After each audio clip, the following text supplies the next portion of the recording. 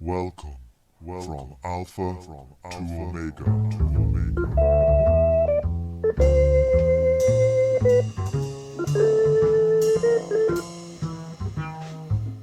Hello, and welcome to the 72nd episode of From Alpha to Omega. Today is Tuesday, the 1st of November 2016, and I'm your host, Tom O'Brien. After a long, unplanned hiatus, I'm delighted to welcome back Michael Roberts to the show. Michael has a new book just out called The Long Depression, How It Happened, Why It Happened, and What Happens Next. We discuss the main thesis of the book, the idea of a long depression, the problems with Keynesian accounting identities, the hopes for a capitalist revival, and the chances of a total breakdown. But before we get into all that good stuff, I have a few people to thank. First of all the monthly subscribers: Faraz K, Christopher W, Sean L, Jesse L, Jeffrey S, Ambrose A, and Alexander W. I must also thank the once-off donations from Daniel CM and Lawrence M. Thanks a billion, everybody. We also have a few new YouTube subscribers: Pam A546, Todd Rianth, Mundo Tezo, Tom Carpenti, Samuel Wanyoike, Soviet Funtime, EK Pyro 666, Sean P. Ryan, Martin Fabris, What's the Crack Blueston, Justin Wagner, Brave CD 14, Martin LA, Sid Sin, The Talk Watcher, and Bob Morey. Also a major thanks to the new iTunes reviewer, Dirty Mexican Commie. Right then, after all that, let's try the interview.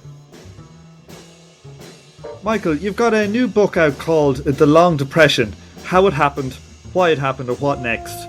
Can you give us a general overview of what the book is about? Well, Tom, it covers a lot of things, but the main message, and perhaps might be new at least, is to say that since the end of the Great Depression, the global financial crash that we had in 2008, when all the banks went to the wall and had to be bailed out by governments around the world, followed by a very deep economic slump where national outputs in the major economies fell by 4 or 5%, and of course in some of the weaker ones like Greece even more than that. A recovery took place of sorts after the middle of 2009, but what the book's saying to you, this wasn't a normal recovery.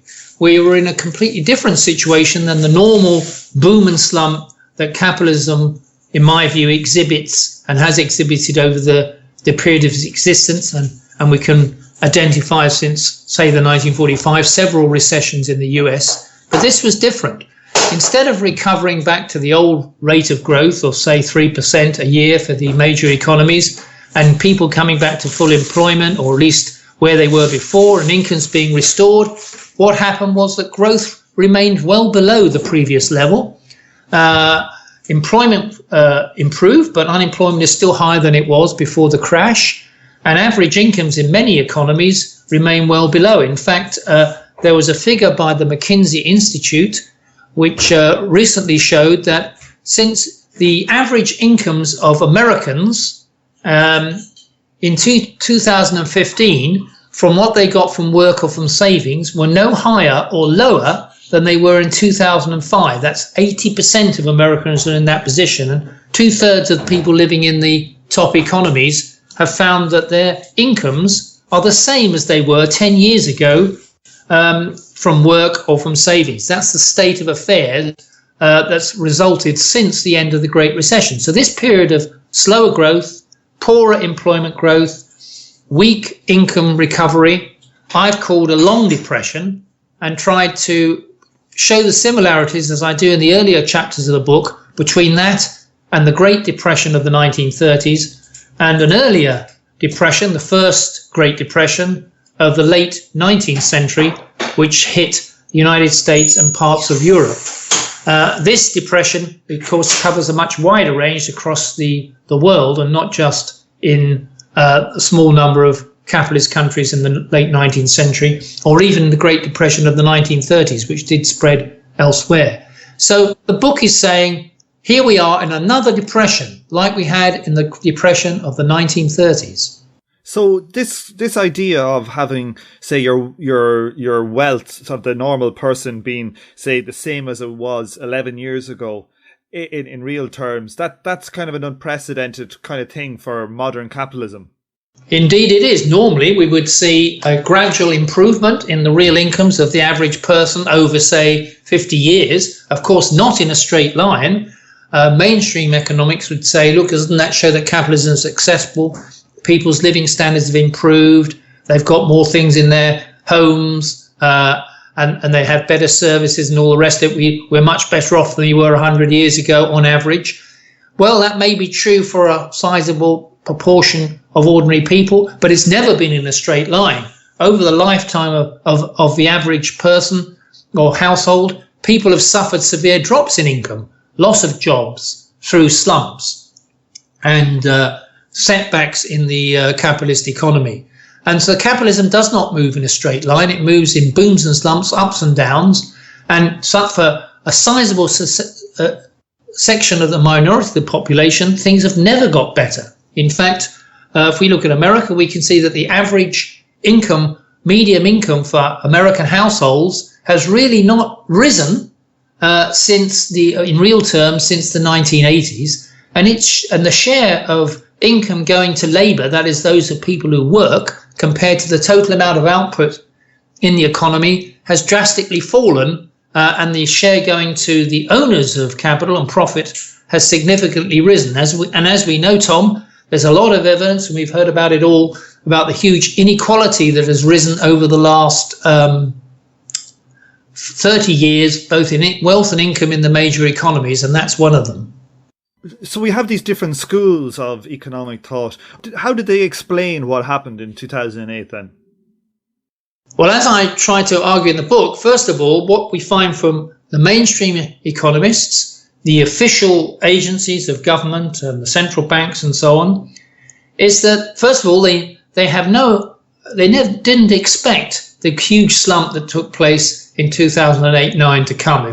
I cite in the book how basically they fail to see this coming at all, and they also fail to explain why it happened in any real way.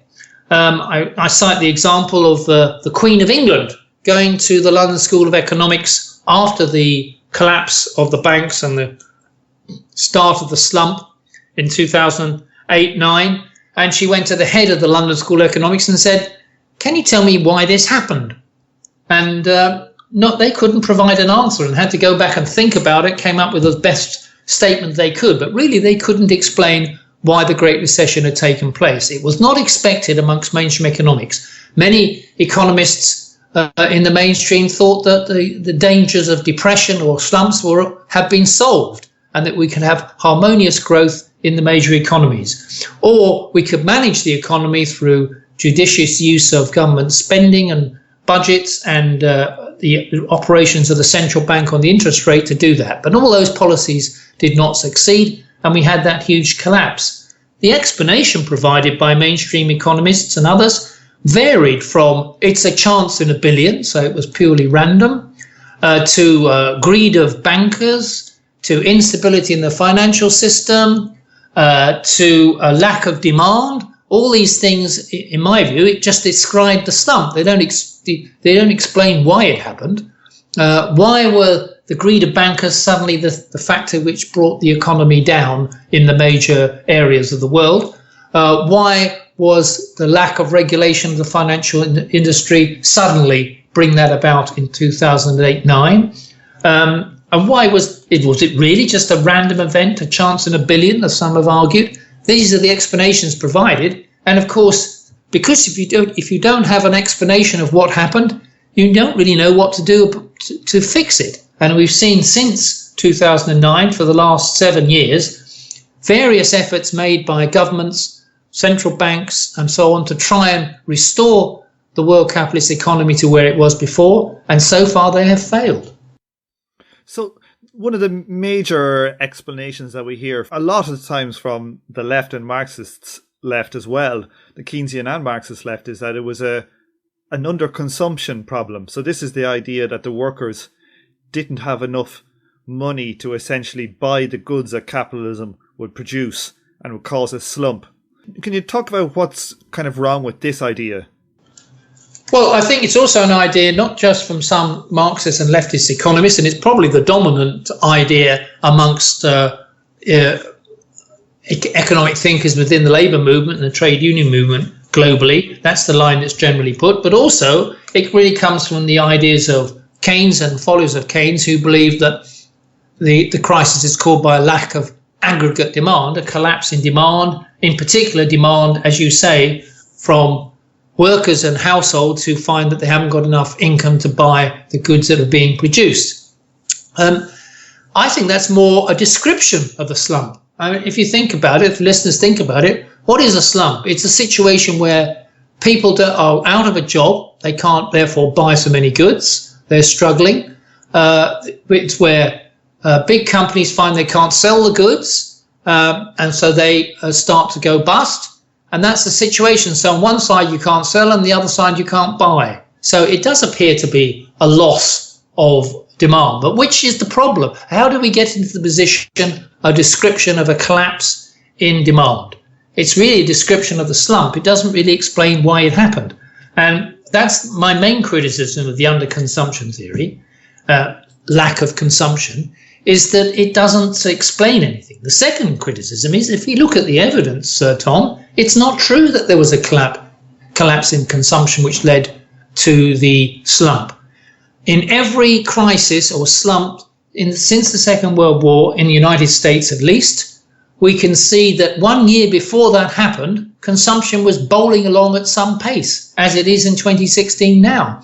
But what happened was business investment went down sharply, usually about 1 year before a recession started. So on every occasion, the real causal indicator of a slump coming was the fall in business investment, not a fall in consumption by workers stopping spending or capitalists stopping spending. What you had was a fall in business investment. So we need to investigate why the business investment begins to fall. And the argument in the book is presented what I consider is a Marxist approach to it, is that business investment is the key to booms and slumps. If that's going down, you're going to, over a period of time, you will get a slump eventually, and then you'll get the lack of aggregate demand and the underconsumption following that. And the fall in business investment, it depends, and the movement in business investment depends on what's happening to profits and the profitability for the capitalists to invest. Because under a capitalist economy, what matters is not producing things that people need or services that they require, but whether it makes a profit. And therefore, if profits begins to fall, business investment will stop as well, and that will lead to the lack of consumption. That's the order that we need to look at to understand what is going on. Now, on the Keynesian side, maybe the post-Keynesian side, they have these accounting identities, which are simple equations that basically describe all the flows of an economy. So profits and taxes and government spending and consumer spending and all this. They seem to use these equations to say that the problem is with consumption and that it's investment that drives profits and not the other way around. What's the problem with this? Well, anybody who's got a little bit of smattering of mathematics, or if you like logic, knows an identity means that if I say A equals B, that's an identity. A equals B, but it doesn't tell you whether A causes B or B causes A. So what the Keynesians do, they present what they call a macroeconomic identity, and that they say in an economy, all the savings made by households and by capitalists equal all the investment. You can't have more investment than saving at the end of the day. So S equals I, savings equal investment. Fine, okay, but which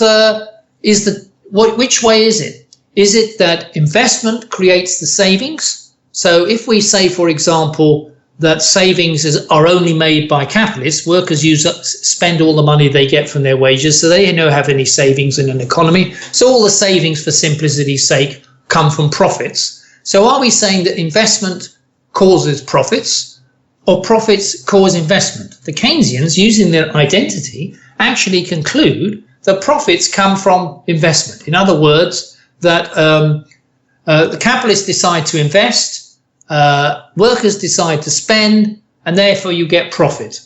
Now, it seems to me that's back to front. That's the wrong way around to understand what's going on in a capitalist economy.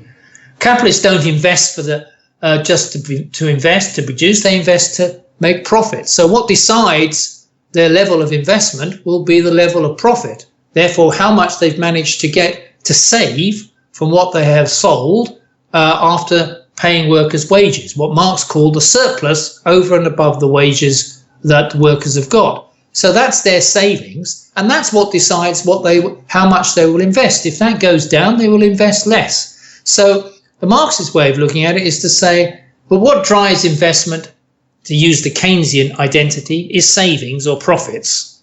The Keynesians say it's the other way around. In fact, by using the word savings, they hide the true nature of the capitalist economy, which is the drive to make profit and the exploitation of labour to create profit. Under the Keynesian identity, you see no profit at all. It doesn't appear to exist. And therefore, you don't really know what's going on in the economy. It seems to me that identity, that accounting identity, is a kind of like a vast oversimplification. That if you were to break it down into, say, each I or each S, so each bit of savings, you probably need to show, what year these savings came from, or where does this profit derive from? Does it derive from work done this year or work done a previous year or investment? And that in reality you probably have a vast time series, a vastly complicated one, to actually get an idea of causality, not just an identity now that doesn't take into account, is this profit from last year's investment or 30 years ago investment or wherever the hell it's from? Does that make sense? Yes, I think that's right. I think you've got a situation where I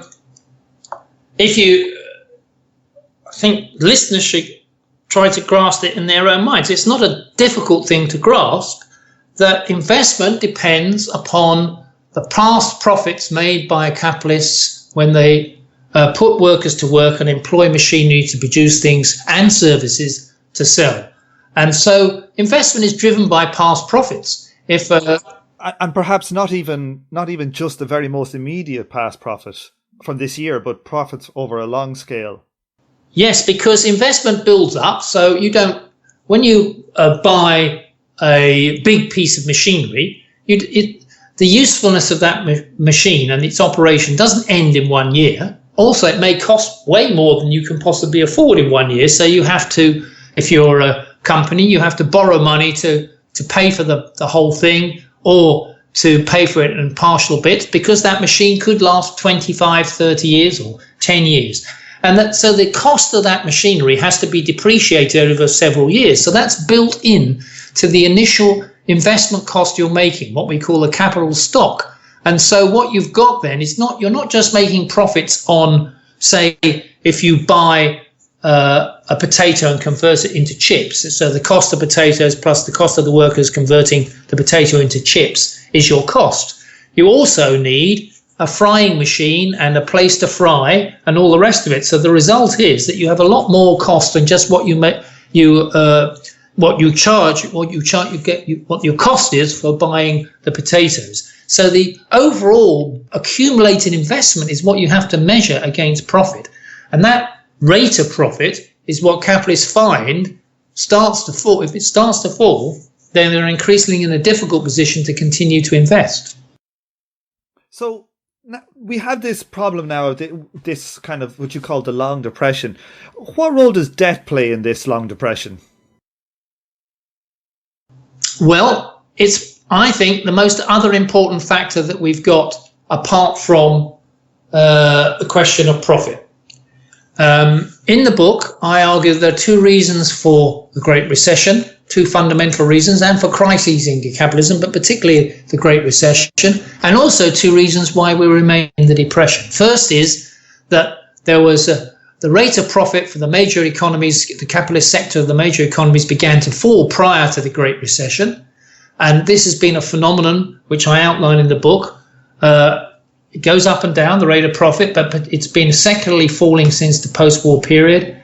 And from about the end of the 20th century up until the Great Recession, those last 7 years, it was near post-war lows, despite some improvement just before the recession.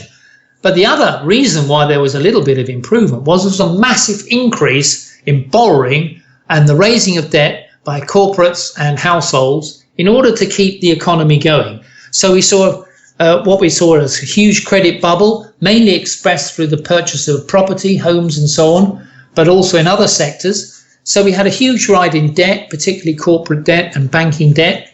And that debt eventually was unable to be serviced because of the fall in profitability and had a crash. And a lot of that debt went to the wall. This debt, in other words, didn't represent, after all, anything real. What Marx calls it was fictitious. The capital that it was purchasing was fictitious because the debt didn't represent real values in the economy. And so we had the collapse. Now, since the Great Recession, a lot of that debt still remains.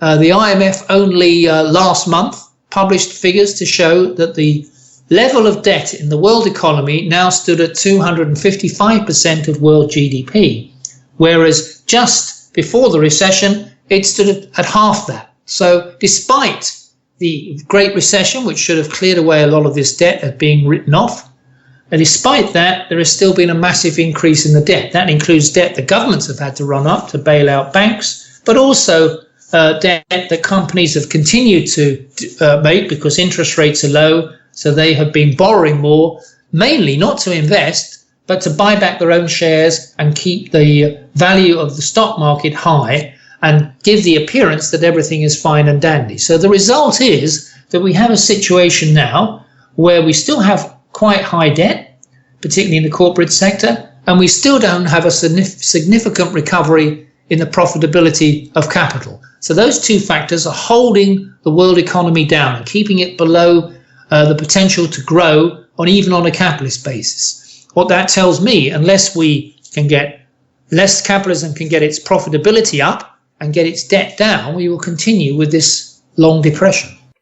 With interest rates this low, what incentives is there for a reduction in debt? Well, not much. That's the problem. You get a situation where this environment continues. First of all, lots of companies are carrying on because they've got low interest rates, so the debt they've already got they can finance, but doesn't cost too much to finance it and service it. So although they're not particularly making any profits, they can continue to service their debt and keep their creditors at bay. We call those companies zombie companies. They don't grow, they don't develop employment, they don't invest, but they survive. At the same time, we have very large companies who who are raising debt not because they particularly need it, but because they can then hoard their cash and put it abroad to avoid paying tax, or to buy their own shares back to make their stock market shares look high and give incentives to their chief executives, and also give the impression that they're doing well. And so we have a situation that's artificial, fictitious. We have credit continues to pump in to the banks. The banks are prepared to lend at virtually nothing, and speculation in the stock market and even in property markets again continues to rise. But the real economy, that is production of goods that people need and services that they have, remains at relatively low levels in growth because profitability in those sectors remain low. So we have a divergence between the productive sectors, which matter for improving our living standards and everything, and the unproductive sectors, which only matter for the speculation of the wealthy and the rich. This divergence cannot continue indefinitely, and that's why the risk is increasing now quite sharply, that we'll have to have another slump before all this can be cleansed away. Why is the increase in debt before the crisis, why did that fuel a boom? And the increase in debt we have now, why is that not fueling a boom like it did previously? Well, it's fueling a boom in the stock market and in the bond market. They're at record highs. Most stock markets, or at least the American ones, are at record highs. The bond market, which is a very important market for listeners, what that means is that either companies or government, rather than borrow directly from the banks, they issue a bond, a promise to pay back. That bond is gives an interest to the owners of that bond. And also, because there are continual because there's a lot of bonds out there, and people want to buy them because they're safe compared to investing in the real economy, the result is that the prices of the bonds are rising all the time. So people are making money out of buying bonds and then selling them on, speculating in the bond market, buying shares and selling them on, speculating in the stock market. So, and because it's cheap to borrow at virtually zero, this boom continues to take place in financial assets and to some extent in property, but not in the real economy. So there is a boom, but not a boom in the real economy. That's the divergence that we've seen since the Great Recession. So in essence, you're saying there's been an additional build-up in fictitious capital that we have yet to see realised. Indeed. Yeah, as Marx's phrase, fictitious capital, which for your listeners, as I say, means investment not in the real economy, not in productive assets, not in producing more things and services people need, but investing in things like stocks and shares and bonds and in loans, giving the appearance of making profit, but in reality not making anything that's real. And that divergence is what we see at the moment, which creates the conditions, if the real economy is not improving, for another serious crash. Now, just some interesting statistics that are in your book here. This one struck me, was that every major capitalist economy has 30% more capacity than it needs to meet demand. Like, surely a stat like that must have a big impact on how much investment is going to be done by corporations. Yes, it does. Now, I think that's a stat, which mainly an American one, but also you can get it for other countries, which tries to measure the total amount of available potential output from all the machines, equipment, factories, employment that we've got in an economy, and then measure it against the actual output. So you've got a difference there. So in other words, the capitalist economy, in the United States, could be growing 30%, could increase by 30%. Than it's doing at the moment if it was growing at full capacity.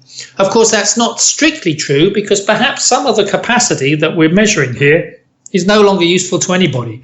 Maybe the factories are too old, the equipment's too old, and cannot be, and it's not been written off. And so it's what some economists call hysteresis, that actually the capacity is lower than it looks. And indeed, the capacity available has been reduced because after such a long period of recession and depression, much of the available equipment and plant and machinery and so on can't be used. But nevertheless, there's no doubt about it. Throughout the history of capitalism, there is this unused potential output, not only in equipment but also in workers sitting idling by for capitalism, because as far as the capitalists are concerned, they're not going to put all that to work unless they can get a profit out of it, and if profitability is low, then they'll let it lie fallow. That means, of course, they also won't invest in new equipment unless they're forced to because other capitalists are doing so, and that's the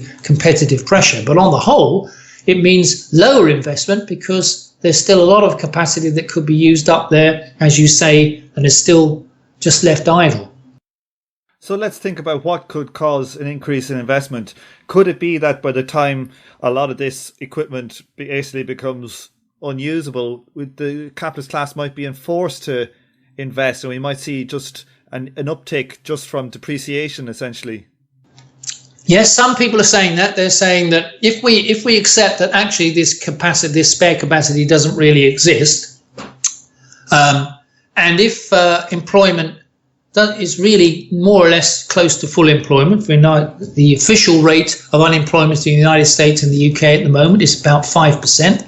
Probably unofficially, it's a lot higher than that because there are lots of people who are working part-time, temporary and so on, who would like a full-time job but can't get it. so they're sort of underemployed. But even if we accept that for the moment, then the argument goes, well, we're pretty close to being fully employed. Workers have now got some bargaining power to ask more wages. Capitalists will have to pay them more because they can't find another source of employees. So wages start to rise. That will squeeze capitalist profits. The only way around that, traditionally, for capitalists is to start looking for new equipment which can shed labour at the extreme, a robot that replaces the labour altogether, or a machine that reduces the amount of workers it requires to get the same or more output. This process of technological development is precisely the capitalist process, to replace labour with better machinery that's more profitable. That's the argument that's going to happen. So we will begin to see that process happen over the next few years. I would say, well, it hasn't happened so far, and the evidence seems strongly against it. If you have if you have rising wages that start to squeeze profits, you're going to get further falls in profitability. The capitalists are in a difficult position, even if they haven't really got any spare capacity and they've written everything off, which they clearly haven't on their books yet.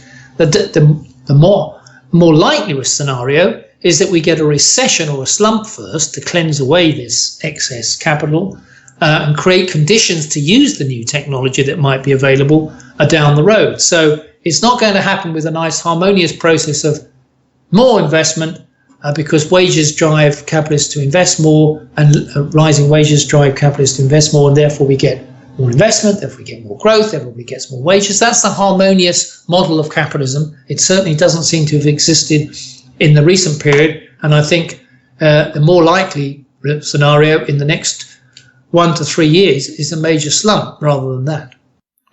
Another interesting stat here, it says that in your book that a quarter of all US workers make $10 an hour or less. That's quite a dramatically poor wage. Yes. Now, what it tells you is, of course, in the history of capitalism, there's always been a sizable section of the workforce that is receiving the barest level of income from going to work. They possibly don't have any particular skills which would give them an advantage in the labour market or education. They're not in professional jobs, or the ones that all pay more. These are generally people who are doing unskilled work. Often, I was reading just today that something like 26% of American workers work in unsociable hours from 10 p.m. at night to 6 a.m. in the morning at any one time. So there's a massive number of people working in low-paid work, often overnight, in uncongenial surroundings, because they have no other way of making an income. Now, how can they live? Well, they live because then it's not just them. Maybe they've got 2 or 3 other people in the household doing similar work to raise income. Maybe they hold down 2 jobs. Some people do at less than £10 an hour, going from waitressing to security work at night and so on. These are the way that a whole layer of workers at the bottom end of the income scale have to try and survive, perhaps topped up to some extent by government benefits where that exists, food stamps and all the rest of it that we know about in the States and in Europe, to provide a little bit of extra income to survive. But that is the nature of the capitalist work process for a sizable section of the population. So I was wondering if we could talk then a little bit about what the world rate of profit might be. You see in the book that JP Morgan said that before the crisis, it was about 9% and it fell back to 4%. And now it's back up to 8% but falling again. Is this a Marxist type rate of profit, or what is this statistic?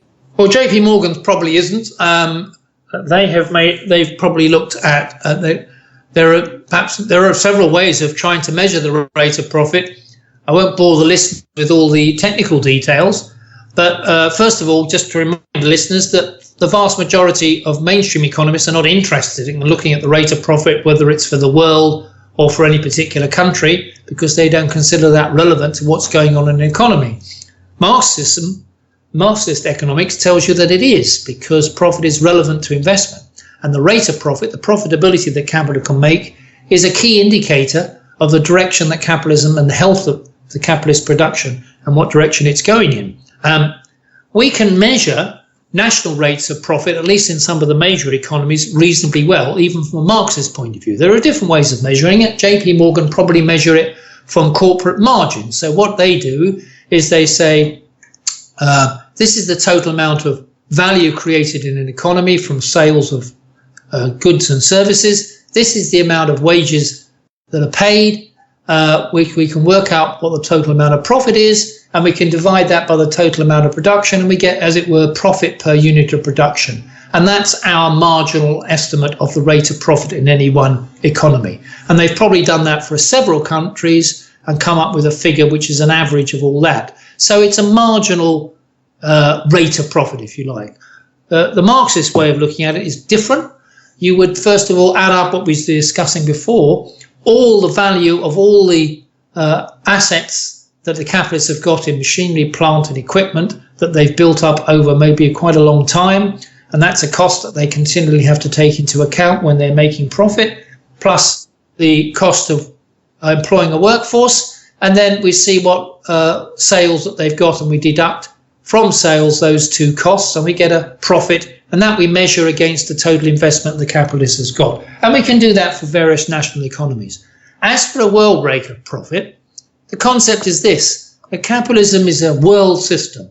So although we have barriers to the movement of labor, as we know so well, and barriers even to the movement of capital, investing abroad and so on, trade barriers and all the rest of it, so we don't have a world economy. We have nation states with all kinds of barriers between them, so that we cannot, as it were, bring about an average rate of profit for the world by adding up all the assets of the world and seeing what all the profits are of the world and coming up. But what we can do is take a range of national rates of profit and average them out and weight them out and gives us a guide to what the world rate of profit is. And why would we want to do that? Because capitalism is increasingly a world system. It's globalized across the world, and therefore each country, each national capitalist state is now increasingly dependent upon the other.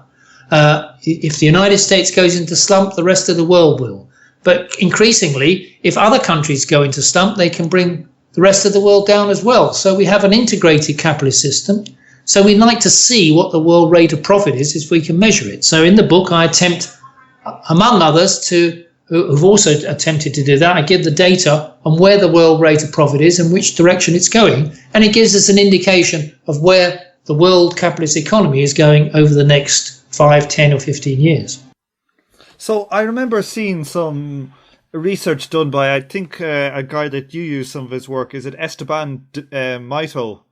Yes. An Argentinian guy. And he had done long-term rates of profit for, say, the British economy from, I think, like 1800. Yeah. And when it starts off back in 1800, it's like 45% or something like this. And it goes all the way back to, I think, to the late 70s, and actually goes negative. And it bounces back a bit, but it's still now really quite low. And we see over this kind of long empirical evidence of a falling rate of profit. A question I have for you about this is that even though we have these crises that manage to cleanse the system somewhat, and it'll cause the rate of profit to regenerate, it still always looks like it's kind of one of these asymptotic curves that's heading towards zero. Yes. So what do you make about this? I think there is a Marxist who had some kind of breakdown theory called Henrik Grossman. I was wondering if you could just talk a little bit about this and what do you think about it? So first, let me tell you that Esteban Maito is an Argentine Marxist economist, looked at 14 different countries going back to the 1850s and worked out the rates of profit for those countries from the national statistics available. And that included the UK, as you mentioned, which, by the way, the UK has very good data going back to 1855, provided by the Bank of England for us Marxist economists to work this out. And then he did an average of the world rate of profit from that. And as you say, Tom, I produced a graph in the book from his work, which shows how the rate of profit has fallen from, say, 40 plus down and down and down, but not in a straight line, for these economies. So you could say the world rate of profit has been in decline. And that vindicates Marx's law of the tendency of rate of profit to fall on capitalism. He's saying that as capitalism expands and capitalists compete with each other to try and raise their profits, they expand their level of investment in machinery and equipment as opposed to labour.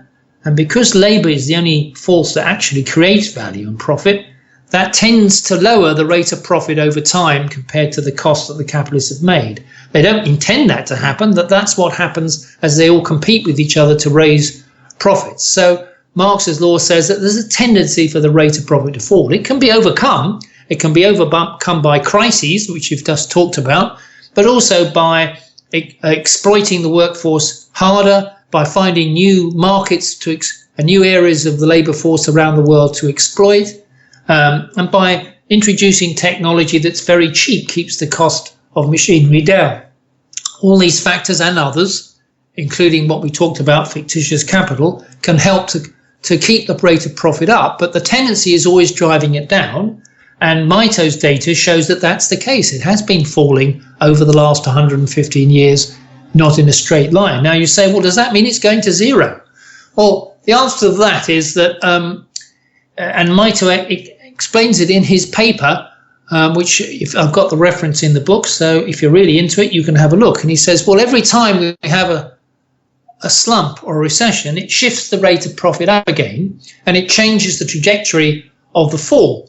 So you can make a sort of mathematical exponential figure for when you get to zero. So if you were in 2000, you wouldn't get to zero on the current rate of fall, on the average rate of fall, to 2050, he says.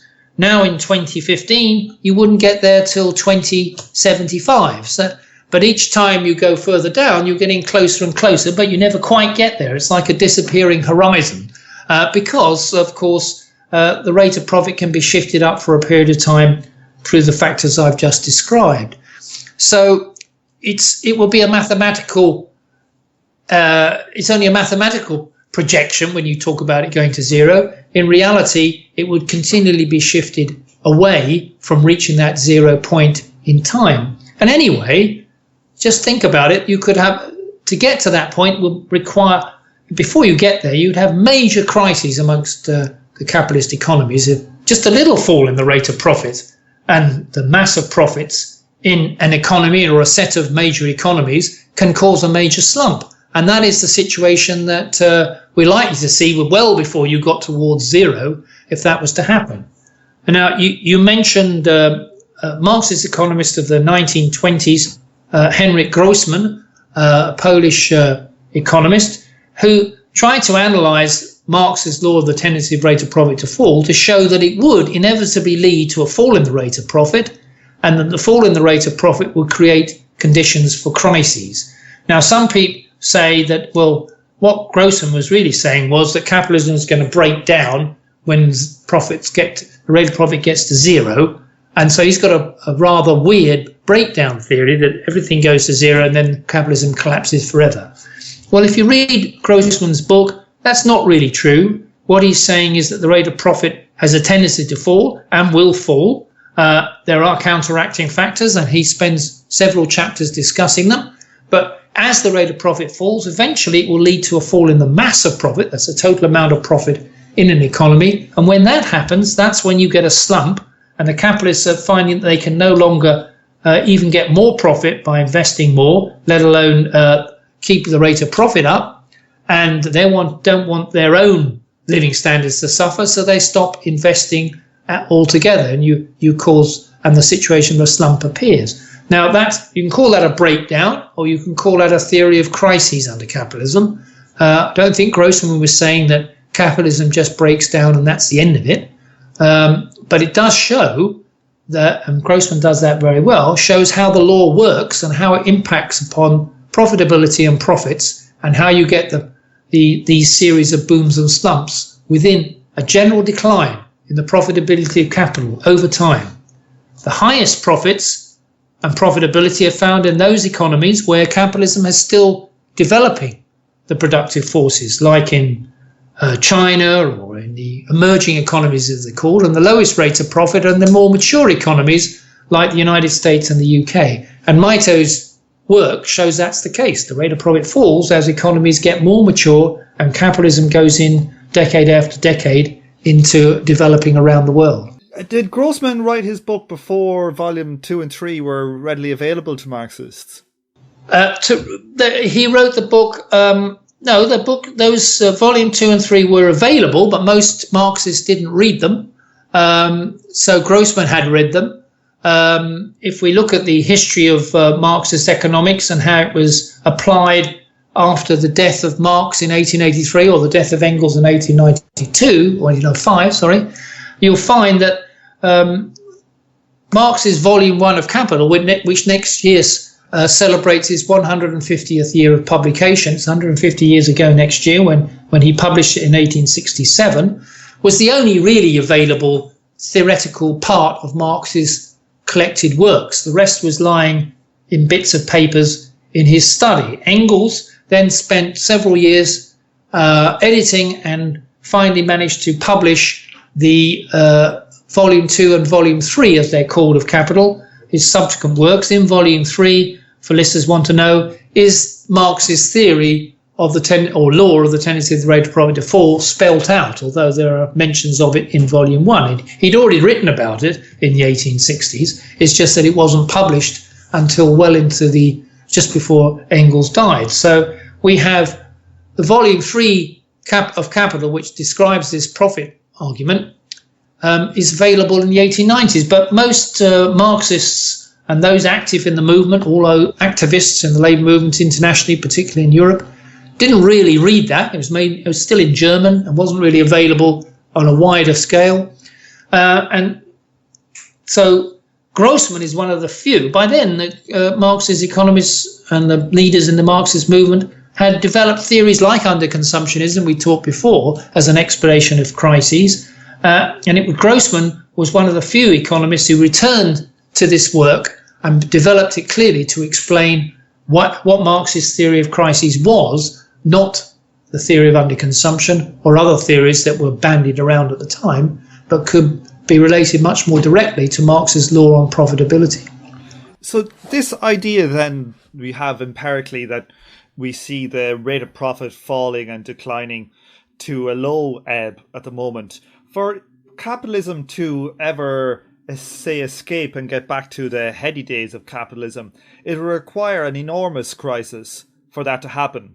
So it seems like we're kind of destined to stay in some kind of low growth, low profit, I don't know what you would call it, not a sweet spot, but some kind of in a period of low growth and low profitability. And it's the fact that if we had a crisis that was big enough to reboot the system to its glory days, that would have to be such a politically kind of cataclysmic event. It's God knows what would happen. Yeah, you're right, Tom. I mean, there is no permanent crisis, Marx said. So you can't assume that this low growth, stagnatory environment with low profitability will continue forever. On the contrary, as you say, capitalism needs to recover from this. It has to recover from this. It can recover by a slump or a series of slumps that recreates a new level of profitability, which then gives the incentive to capitalists who are remaining and surviving in that situation to invest in all the new technologies which are now available and are just being applied, robotics, artificial intelligence, all ways to raise profitability and increase production, the productivity of labour so much more efficiently by shedding labour. All those measures, plus a new expansion of globalisation, would be possible with a higher rate of profit. But that will require a slump or a series of slumps, which could be pretty significant. Now, in the book, I describe that is a possibility. That will be if there's no change in the way in which the world is organised, and working people do not gain power to democratically introduce a different mode of production than capitalism, then capitalism can overcome this crisis at our expense through a series of slumps and re-establish a period of growth again, and that, as they have done in the past. In the long depression of the late 19th century, and it was a long one, from 1873 to the early 1890s, nearly 20 years, with booms in that, but then series of slumps. It was only after that that conditions were created, after 20 years, for the major economies to have a degree of expansion and a rise in profitability. In the Great Depression of the 1930s, the profitability was only returned around when war began. A Second World War began, which dramatically drove up profitability for the capitalists who gained profits through military production rather than civilian production, and also gained profits dramatically through holding of wages and the forced savings that workers had during the war, and created conditions with the new technology after the war and the massive availability of labour in Europe and Japan and elsewhere to have a very high level of profitability in the post-war period of the 1950s and 60s. That, so you could say that either it'll take 20 years of slumps or a major world war that could create conditions for a new capitalist boom and higher profitability. That's a gross and horrible thought, but that's what we face. And it demonstrates, it seems to me, that capitalism is really reaching the end of its road. It's past its use-by date. That's one of the chapters in the book to describe the conditions it's in. Mito's data shows that profitability remains low historically. That shows again that capitalism has a transient nature. It can't go on forever. And even if it can overcome this crisis, then that will not end crises. Will be then, after a period of boom, that the whole process of Marx's laws will begin to operate again. And yes, you say it's horrible. I mean, can we imagine another world war? I don't think so. Therefore, I think that's unlikely.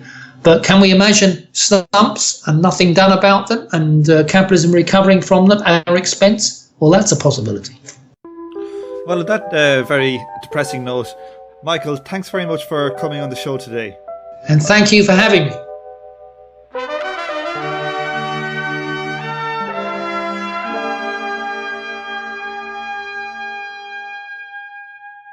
I left drinking on the city train to spend some time on the road.